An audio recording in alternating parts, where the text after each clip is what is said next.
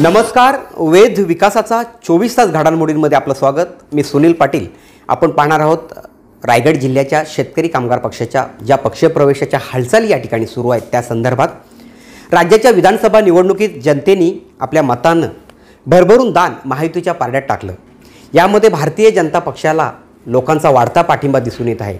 त्यामुळे इतर सर्वच राजकीय पक्षांना आपला पक्ष टिकवण्यासाठी मोठे आव्हान उभे राहिलेले आहे। प्रादेशिक पक्ष तर मोठ्या अडचणीत आले आहेत। रायगड जिल्ह्याचा विचार करता एकेकाली जिल्ह्यात बलाढ्य असलेला शेतकरी कामगार पक्ष आज आपले अस्तित्व टिकविण्यासाठी धडपडत असतानाच शेतकरी कामगार पक्षाचे दुसऱ्या फळीतील काही नेते व कार्यकर्ते भारतीय जनता पार्टीच्या वाटेवर असल्याचे शेतकरी कामगार पक्षाच्या फुटीच्या उंबरट्यावर आहे।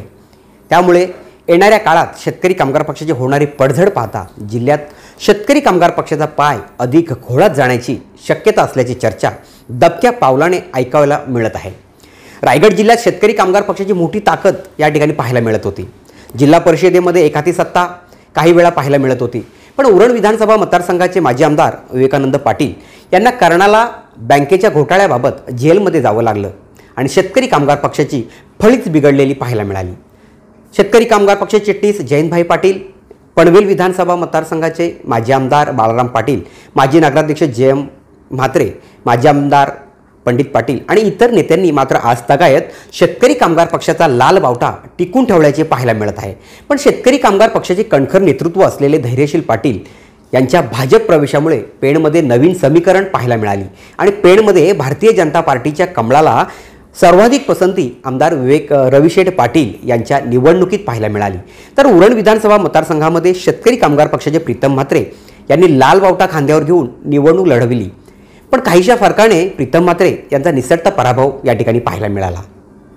तर पनवेल विधानसभा मतदारसंघामध्ये आघाडीत बिघाडी झाल्याने बाळाराम पाटील यांना सुद्धा पराभव पत्करावा लागला। अलिबाग तालुक्यामध्ये येत्या काही दिवसातच भारतीय जनता पक्षात पक्षप्रवेश सोहळा मोठ्या दिमाखात पार पडणार असल्याच्या चर्चा राजकीय वर्तुळात या ठिकाणी सुरू आहेत। या पक्षप्रवेश सोहळ्यासाठी मुख्यमंत्री देवेंद्र फडणवीस यांच्यासहित भारतीय जनता पक्षाचे महाराष्ट्रातील वरिष्ठ पदाधिकारी मंत्री उपस्थित राहणार असल्याची माहिती सूत्रांकडून या ठिकाणी मिळत आहे।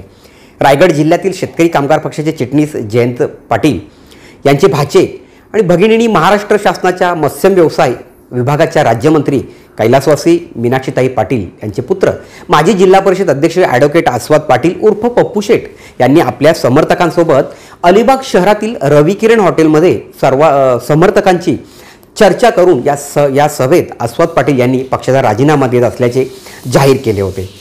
तदनंतर रात्री उशिरा शेतकरी कामगार पक्षाच्या जिल्हा चिटणीस पदाचा व सदस्य पदाचा राजीनामा हा पक्षश्रेष्ठींकडे पाठवून दिल्याचे या ठिकाणी सांगितले होते। तर ह्या घटनेला 8-10 दिवसाचा कालावधी निघून गेला असेल। त्यानंतर उघडपणे जिल्हा परिषद माजी अध्यक्ष आस्वाद पाटील यांनी राजीनामा दिल्यानंतर पाटील कुटुंबीय यांच्यातील वाद चव्हाट्यावर आल्याचे दिसून येत आहे। पण नोव्हेंबर 2024 मध्ये झालेल्या सार्वत्रिक विधानसभा निवडणुकीमध्ये पक्षाचे सरचिटणीस जयंत पाटील यांची सून चित्रलेखा पाटील या शेतकरी कामगार पक्षाच्या उमेदवार असतानाही त्यांचे भाचे आस्वाद पाटील, बंधू माजी आमदार पंडित पाटील हे प्रचारापासून दूर राहिल्याच्या चर्चा ऐकावयास मिळाल्या। निवडणुकीपूर्वीच त्यांनी चित्रलेखा पाटील यांच्या उमेदवारीला विरोध केल्याचे पाहायला मिळाले होते। या निवडणुकीत चित्रलेखा पाटील यांना 25,000हून अधिक मतांनी पराभवाला सामोरे जावे लागले होते। आस्वाद पाटील यांनी अलिबाग मुरुडचे आमदार तथा महायुतीचे उमेदवार महेंद्र दलवी यांना छुपी मदत केल्याने चित्रलेखा पाटील यांचा पराभव झाला असल्याच्या चर्चा देखील राजकीय वर्तुळात आजही चर्चा मोठ्या प्रमाणात या ठिकाणी सुरू आहेत।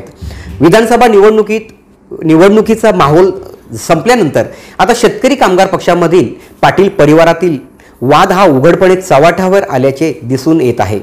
ॲडव्होकेट आस्वाद पाटील यांची भाजप पक्षश्रेष्ठी यांच्यासोबत चर्चा करून समर्थकांसह भारतीय जनता पक्षात मुख्यमंत्री देवेंद्र फडणवीस तसेच पक्षाचे ज्येष्ठ नेते यांच्या उपस्थितीमध्ये लवकरच पक्षप्रवेश करणार असल्याच्याही चर्चा जिल्ह्यात रंगू लागलेल्या आहेत। आस्वाद पाटील यांच्या या कृतीमुळे मात्र शेतकरी कामगार पक्षाला घरातूनच मोठा धक्का मिळणार असल्याचे या ठिकाणी सर्वत्र बोलले जात आहे।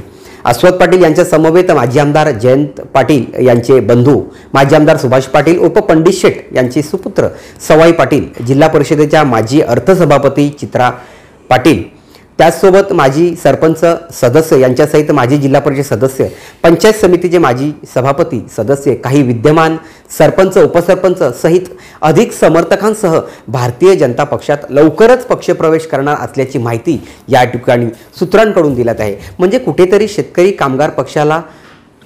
कामगार पक्षाची पडझड रायगड जिल्ह्यामध्ये नक्की होणार का, हे पाहणं मात्र तेवढंच गरजेचं राहणार आहे. धन्यवाद.